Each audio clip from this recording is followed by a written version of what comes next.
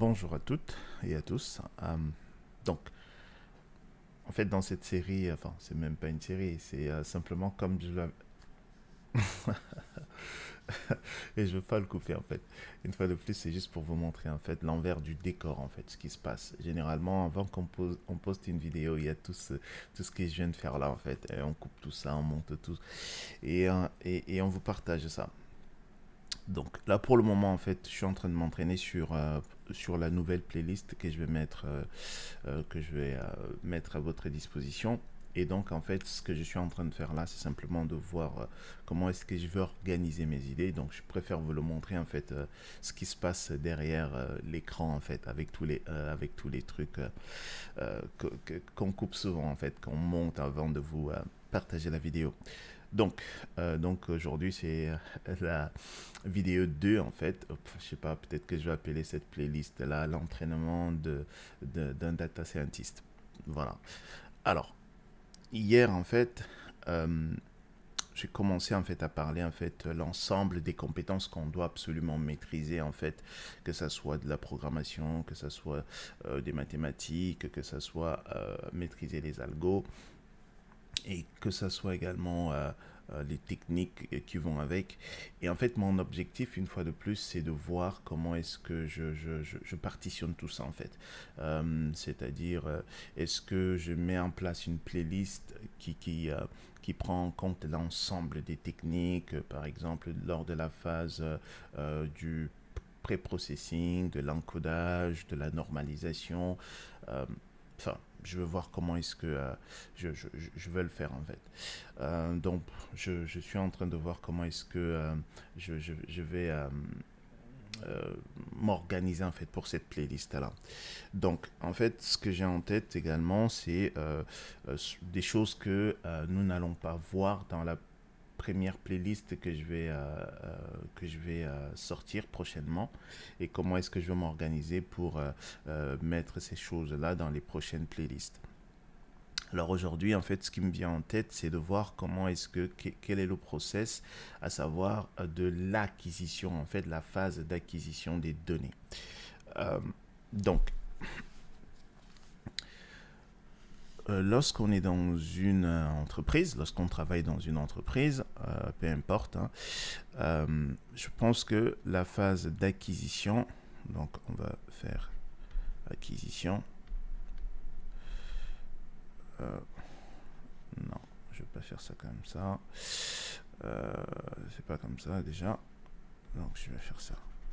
On va aller à l'essentiel, on va remettre le titre. Est-ce que ça va s'appeler comme ça? Peut-être pas. Alors, pourquoi il veut pas là? Ah oui, parce que c'est la gomme. Donc, c'est le workflow ultime. Ok, qu'on souhaite mettre en place. Très bien. Donc, je disais, généralement, ici, en fait, on va voir d'où vient la donnée. D'accord? Donc, on va le mettre. D'où vient la donnée? Parce que quand on a un dataset, d'où provient la donnée en fait du dataset? Donc, pour ça, en fait, il faut qu'on regarde les sources. Donc, en entreprise, on peut trouver la donnée dans des SGBD, donc des bases de données. Ok. Donc, ça peut être du MySQL, ça peut être du Oracle, ça peut la donnée pour provenir également peut être stockée dans des fichiers plats comme par exemple du XML. Ça peut être dans des fichiers JSON. Ça peut être dans des CSV. D'accord. Des fois même en fait, il faut faire du scrapping par exemple. Scraper. D'accord. ok, etc. Il y a plein de sources en fait. Et donc, l'objectif en fait, c'est que il va falloir regrouper l'ensemble de ces sources-là, d'accord, dans un seul fichier en fait. C'est la phase qu'on va appeler la phase du data wrangling. Comme ça. Ok. Et donc, cette phase-ci, alors je vais essayer de faire un dessin avec cette tablette. Je suis pas très doué avec celle-ci. Alors je vais effacer. Je vais essayer de le faire à nouveau. Hop, hop, hop, hop. Ok. Donc on va avoir la phase du data wrangling.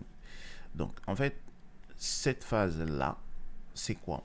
C'est simplement, on va se débrouiller pour tout rassembler en fait dans un fichier CSV. Ok? Mais comment est-ce qu'on va faire pour tout rassembler en fait? D'accord? Donc le data wrangling, c'est simplement l'art de faire le nécessaire, l'art de se débrouiller, de tout rassembler dans un seul fichier CSV. C'est ça. Donc généralement ici, ce qu'on va faire, c'est que on va prendre l'ensemble de ces sources-là, d'accord? Et ici, on va faire par exemple des jointures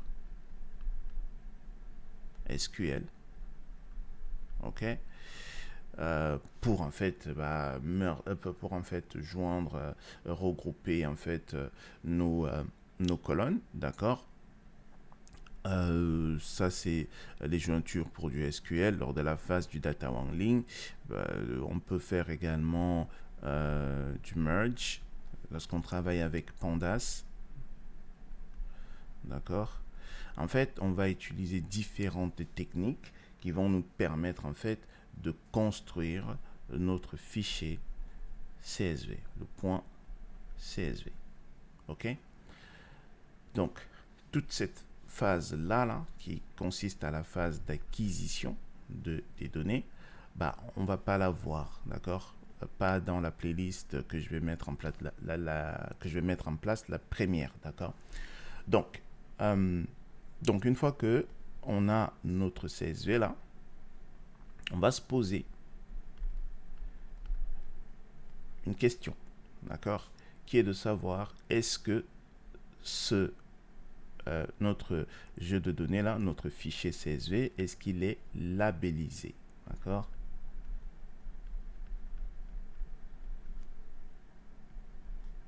C'est labellisé, ok. Si tel est le cas, dans ce cadre là, donc on va le mettre dans une espèce de boîte. Donc on va voir si notre fichier est labellisé. Si tel est le cas, bah, on aura du coup un dataset labellisé. Ok? Si ce n'est pas le cas, dans ce cadre-là, en fait, on va passer au processus de labellisation. Ok? Très bien. Donc, maintenant, une fois qu'on a ce dataset, d'accord, c'est là en fait que nous la playlist va commencer en fait. Donc je pense que je ferai d'autres playlists à part entière pour voir en fait cette phase de labellisation, ok. Mais pour nous en fait le plus important en tant que data scientist ou ingénieur en machine learning, c'est d'avoir ceci en fait. Mais c'est toujours important de connaître. C'est très très important, même c'est le nerf de la guerre, de connaître en fait la provenance de nos données et la signification de chaque colonne qui compose notre dataset, d'accord, ce qu'on appelle des variables, d'accord. Une colonne, c'est une variable, ok. Donc, à partir du moment où on a ce dataset là, maintenant, on va se lancer pour entraîner une pipeline, d'accord, de machine learning. Donc, qu'est-ce qui va se passer à partir du moment où on a notre dataset? Alors, Je vais descendre un tout petit peu. Je viendrai ici. Je vais changer de couleur également. Donc, à partir du moment où on a notre dataset labellisé, d'accord, ce que nous, on veut faire, c'est du machine learning, d'accord? Et il y a différentes branches, ok? On va faire du supervised learning, de l'apprentissage supervisé, d'accord? Et donc, ici, étant donné que ça, c'est notre objectif, c'est ce qu'on veut faire, donc à partir de notre dataset labellisé, qu'est-ce qu'on va faire? On va dire à partir, j'aime pas trop cette tablette là, je préfère l'autre, mais bon, à partir du dataset, ok, qu'est-ce qui va se passer? On va isoler, d'accord, on va isoler les features, ce que j'appelle X, des targets, d'accord, de la cible. Alors, X, ici, si je viens là, comme je viens de vous le dire, c'est tout ce qu'on appelle features. Ça, c'est en anglais, d'accord? Donc, également, parfois, vous allez voir le mot input, d'accord? Parfois, vous allez voir le mot colonne, ok? Ça, c'est les features. Donc, features, caractéristique veut dire features, d'accord? Et donc, Y, c'est ce que vous allez souvent entendre parler de target, d'accord? Et parfois également, vous allez entendre parler de cible, d'accord? Très bien. Et parfois, vous allez entendre parler de variable. Ok? C'est la même chose, en fait. Donc, alors, juste un petit exemple, en fait, étant donné qu'on veut faire du supervised learning, de l'apprentissage supervisé. Alors, c'est quoi déjà de l'apprentissage supervisé? C'est simplement, on va avoir un dataset, d'accord, comme ce qu'on a acquis ici. Donc, notre dataset, en fait, va avoir, par exemple, des colonnes telles que la taille, le poids. Alors, je vais écrire. Donc, on va faire ça. On va dire poids. On va dire le pelage. D'accord, la couleur du pelage. Alors, hop, ça ce sont les noms de colonnes. Ça c'est la couleur du pelage. Ok. Et ça peut avoir la longueur. La longueur des oreilles. D'accord. Et du coup, alors, j'arrive pas avec cette tablette là. Je préfère l'autre, mais bon. Alors, ici donc, on va avoir des données, d'accord? Et ces colonnes-là, ok? Celle-ci, celle-ci, celle-ci, celle-ci, ce sont les features, les caractéristiques, d'accord? Donc, ici, donc, ça, ce sont nos caractéristiques. Ça, ce sont les features, ça, ce sont les inputs, ok? Donc, ce sont les colonnes en fait qui s'appellent comme ça. Et donc ce qu'on a là, bah, c'est la donnée en fait. D'accord? Donc, ici, en sortie, étant donné que notre objectif, c'est de faire du supervised learning.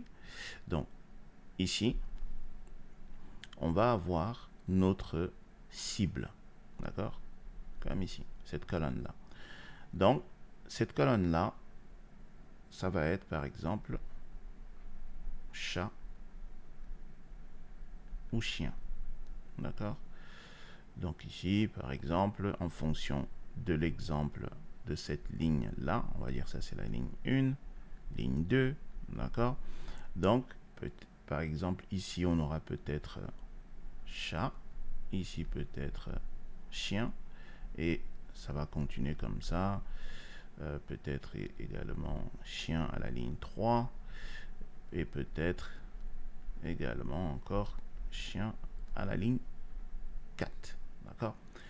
Donc, ici, ça, c'est donc notre cible.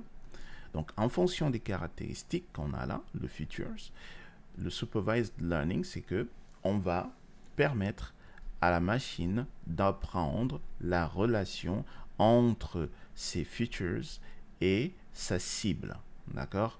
Et donc, pour chaque ligne, c'est un exemple. Donc, chaque ligne donc va nous dire, pour chaque ligne correspondra en fait une sortie. D'accord? Et la sortie ici, comme vous le voyez, c'est une sortie binaire en fait. D'accord? J'ai ici en sortie, j'ai une variable en fait catégorique. Ok? Soit c'est chat, soit c'est chien. Ok? Donc c'est ça en fait les features.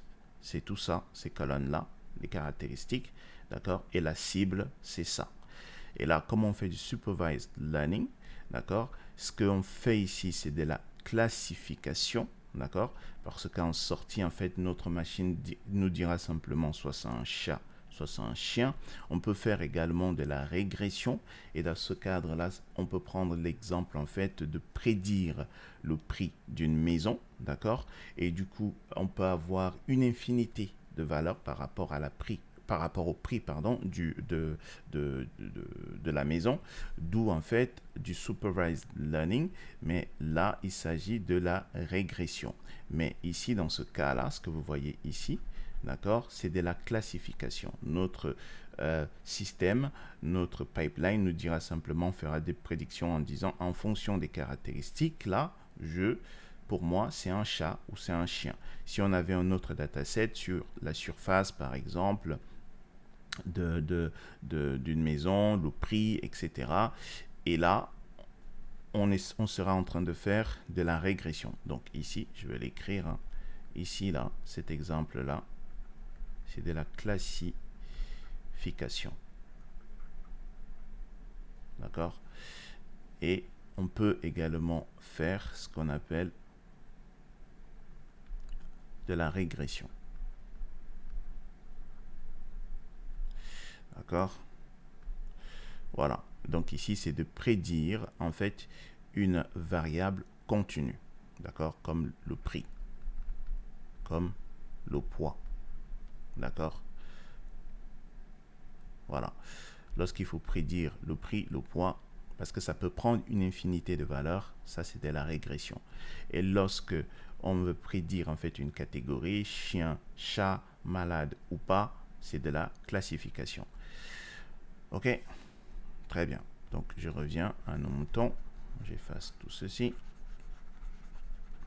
Parce que c'était juste pour voir comment est-ce que je présente cette histoire de classification et de régression. Je vous disais donc que je pense que... Alors, il faut que je remette le noir, le bleu. Hop. Donc, une fois qu'on a notre dataset, d'accord, à partir du dataset, on va isoler, d'accord, les features des labels, ok? Donc, à partir du moment où on aura isolé nos features des labels, qu'est-ce qu'on va faire? Notre objectif, ça serait de créer un modèle f. D'accord? F ici, c'est une fonction mathématique. Ok? Donc, à partir de ce moment-là, on veut que notre fonction soit telle que f, d'accord, de nos futures est égal à des prédictions. Il va falloir que notre système, notre algorithme, sache faire des prédictions. D'accord? Et l'objectif, ça serait que ces prédictions-là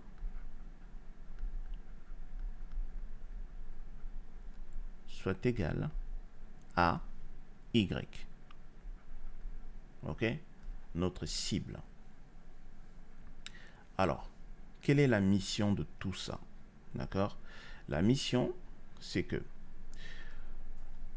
lorsqu'on va passer notre algorithme, lorsqu'on va passer notre modèle de machine learning en production, ce qu'on veut, c'est que lorsqu'on va présenter à notre modèle, d'accord, entraîner de nouvelles données, que ces derniers soient en capacité à faire des prédictions correctes suffisamment souvent pour que on puisse en fait le livrer, le mettre en production. D'accord?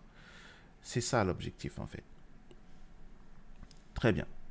Donc, ça, c'est ce que on va essayer de faire. Maintenant, comment est-ce que on va faire tout ceci? OK? Donc, on va commencer par utiliser, on va le faire ici, l'API de scikit-learn.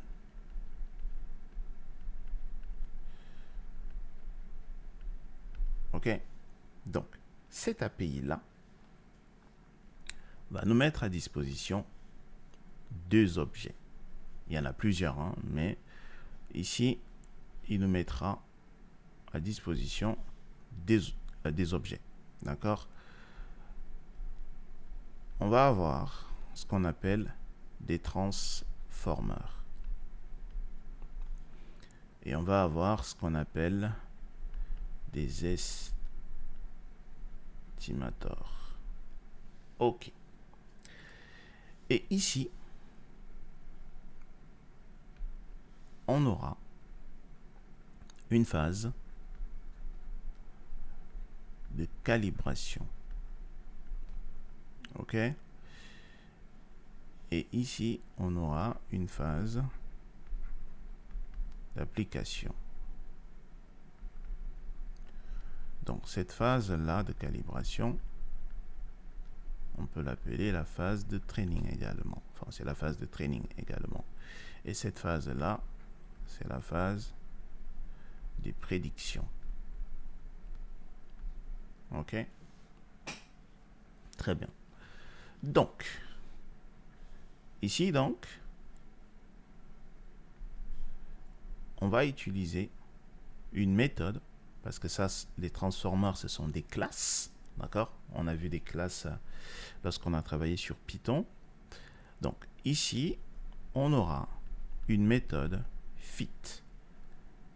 On aura également la même méthode ici, fit. D'accord? Ça va être la phase de training. OK? Cette phase-là. Et ici, on va avoir sur les transformers, hein, parce qu'il faut les dire comme ça, hein, sur les transformers, on aura transform, la méthode transform. Et ici, on aura une méthode predict qui va nous permettre de faire des prédictions.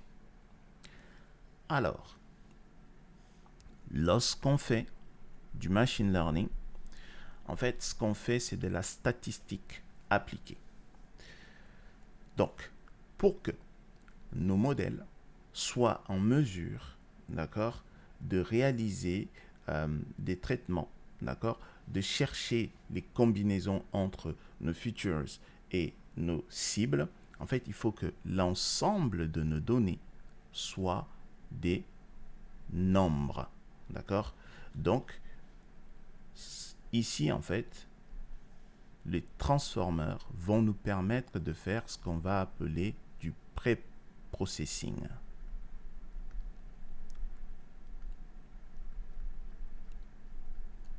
OK? Et ici, les estimateurs vont nous permettre de... Parce que les estimateurs, en fait, c'est souvent des algorithmes de machine learning. Donc ici, on aura des algos. D'accord? Très bien. Et donc, vous allez donc voir qu'on aura quelque chose comme ça, ce qu'on va appeler une pipeline, qui va être à peu près comme ça. Donc, ici, donc en entrée, comme je vous le disais, les transformers vont nous permettre de faire ceci, du pré-processing. Et les algos, les estimateurs, vont nous permettre d'entraîner notre modèle et de faire des prédictions. D'accord? Donc ici, on aura la sortie de notre pipeline. Alors, la pipeline, parce que depuis, je ne fais que dire pipeline, c'est quoi en fait? Ça va simplement de nous permettre d'enchaîner des étapes. OK? On fait d'abord l'étape du pré-processing, après on passe à l'étape d'entraînement de nos algos, des prédictions. D'accord? Donc, ici, donc en entrée, ici, on aura quoi? On aura la data. D'accord? Donc, les données d'entrée.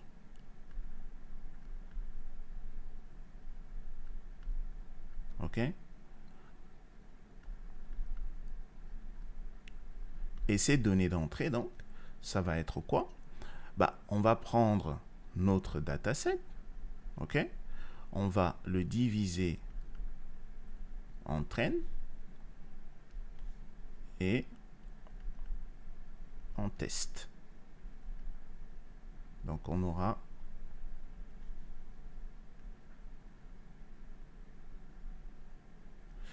OK? Ça, c'est notre dataset qu'on divise, qui devient, on aura une partie. On va splitter, en fait. On aura du train, on aura du test. D'accord? En fait, le test set, là, va simplement nous permettre de tester, en fait, notre pipeline. Et ici, le train set va permettre, en fait, d'entraîner notre modèle sur ces données-là. OK? Et je vous disais donc que l'API de scikit-learn va nous mettre à disposition ces objets-là, transformer qui va nous permettre de faire du pré-processing, et les estimateurs qui va nous mettre à disposition nos algorithmes. OK? Alors, donc, ici, lors de la phase de pré-processing, en fait, on sera amené à faire de l'encodage. Ça, c'est obligatoire. Déjà, avant de vous parler d'encodage, vous voyez, mes idées ne sont pas très bien organisées, peu importe, c'est de l'entraînement. Alors, j'ai pas défini ce que c'est que du pré-processing. D'accord? Le pré-processing, c'est simplement rendre nos données compatibles. OK? Pour que nos algorithmes de machine learning puissent les utiliser. D'accord? Ce qui fait qu'en fait, on va avoir le pré-processing à deux objectifs. D'accord? Objectif 1, en fait, c'est de rendre les données compatibles.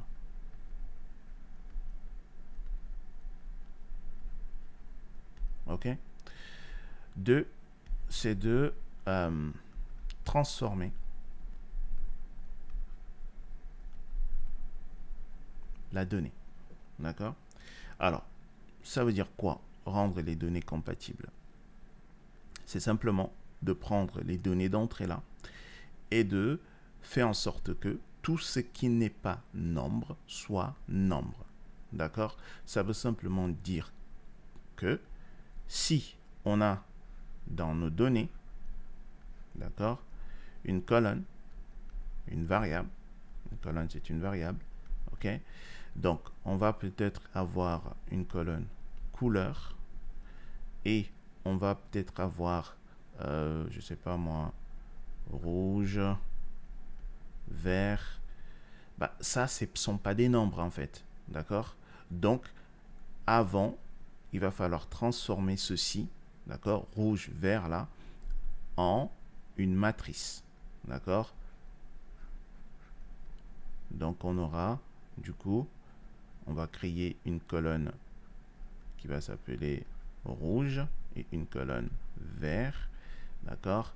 Et du coup, quand c'est du rouge, on mettra 1, du vert 0, et quand c'est du vert 1. D'accord? Là, on a une matrice binaire. OK? Donc, on va tout transformer, tout ce qui n'est pas des nombres, en des nombres. D'accord? Ça, c'est l'un des objectifs, en fait. Et ça, on ne peut pas y passer outre, en fait. Ça, c'est obligatoire. D'accord? Sinon, on ne peut pas faire, en fait, du machine learning. OK? Donc, la vidéo commence déjà à être assez longue. Donc, il va falloir que je travaille là-dessus également pour faire en sorte que ça soit un peu court. Donc, je vous disais donc que on va rendre donc les données compatibles. OK? Donc, et également pour la transformation, on va sur cette phase-là, on va faire quoi? On va par exemple faire tout ce qui est feature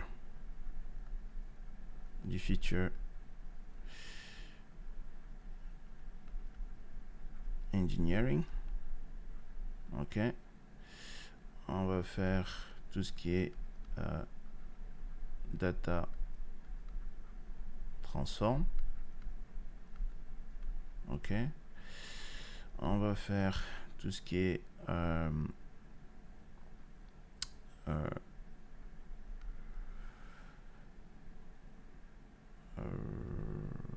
reduction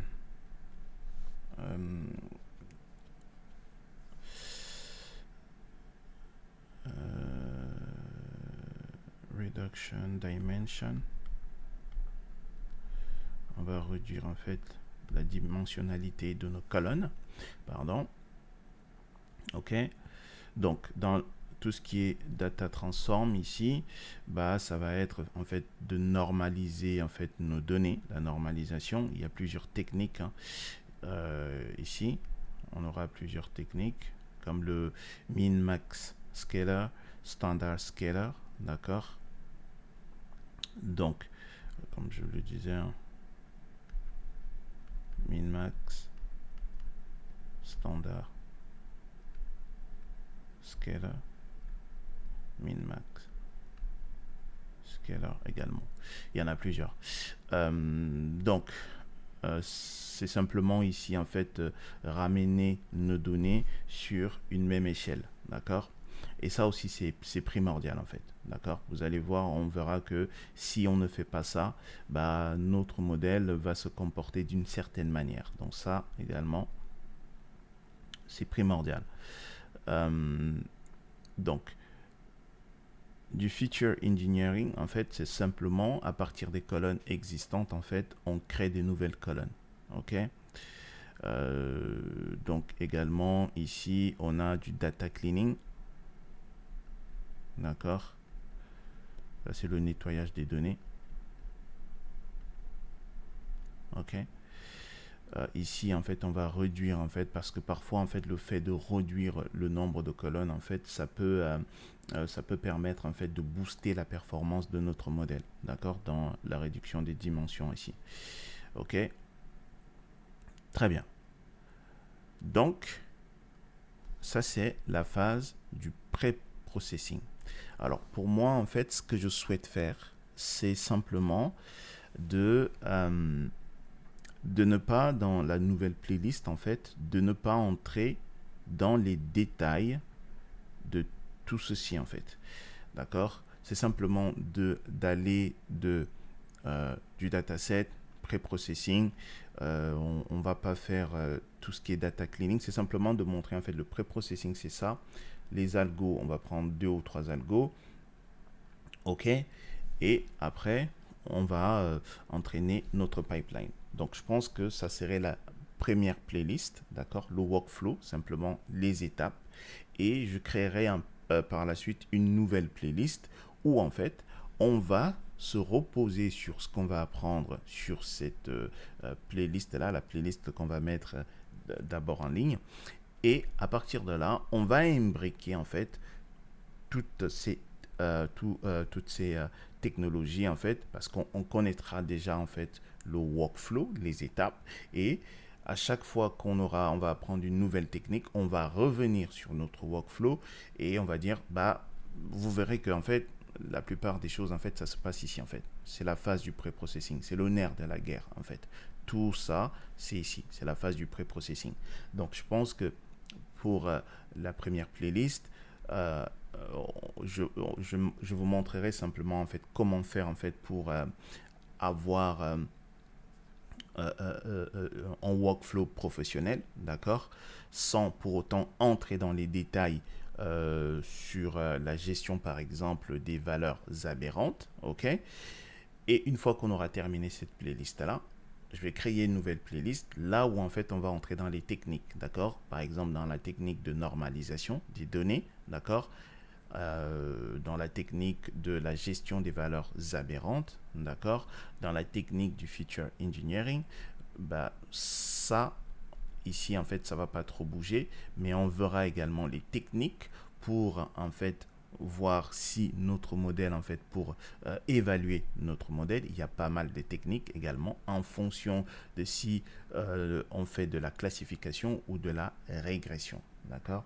Donc la première playlist, ça va simplement être des étapes et une deuxième playlist où on va parler de technique en fait, où également on va revenir sur l'analyse des données, que ce soit l'analyse technique ou l'analyse fondamentale.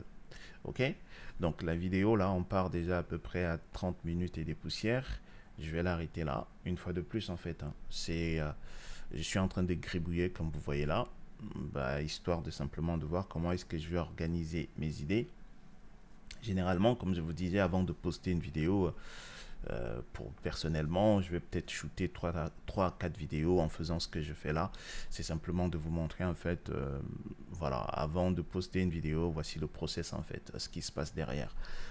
Je filme toujours ce que je fais, j'essaie de parler pour voir en fait si je suis cohérent, je réécoute et après j'essaie de mettre tout ça au propre pour ne pas vous présenter ça, d'accord. J'essaye au moins que ça soit un peu présentable. Là, c'est un peu du grébouillage, mais bon, je vais travailler sur une autre tablette où j'arrive à très très bien écrire. Voilà, je vais arrêter la vidéo là. On va continuer sur le training.